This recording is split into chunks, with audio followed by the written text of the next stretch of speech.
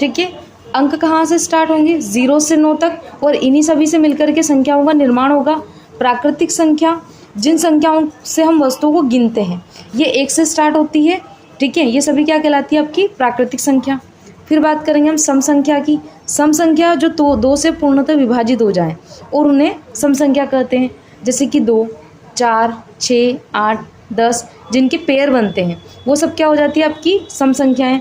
विषम संख्याएं जो 2 से पूर्णतः विभाजित नहीं होती है ना, जिनका 2 से पूरा भाग नहीं जाता है, वो विषम संख्याएं कहलाती है। जैसे कि 1, 3, 5, 7, 9। ठीक है, ये सभी आपकी क्या हो जाएगी? विषम संख्याएं हो जाएगी। अब बात करते हैं हम अभाज्य संख्याओं के बारे में। तो अभाज्य संख्याएं वे संख्याएं होती हैं जो 1 से अधिक, वे सभी संख्याएं जो किसी अन्य संख्या से विभाजित न होकर अभाज्य संख्या कहलाती है। जैसे कि जो या तो स्वयं से विभाजित होगी या फिर 1 से विभाजित होती है, उन्हें हम क्या कहते हैं? अभाज्य संख्याएं कहते हैं।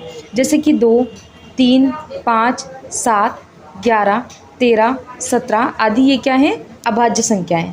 ठीक है, अब हम बुक के अंदर जो कुछ इंपॉर्टेंट फैक्ट दे रखे हैं उनके बारे में बात करेंगे। जैसे कि संख्या 1 प्रथम प्राकृतिक संख्या है।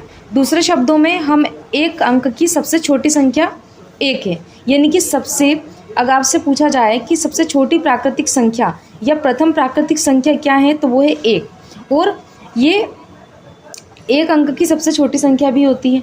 ठीक है, अगर मैं बात करूँ संख्या 9, तो एक अंक की सबसे बड़ी संख्या कौन सी होती है?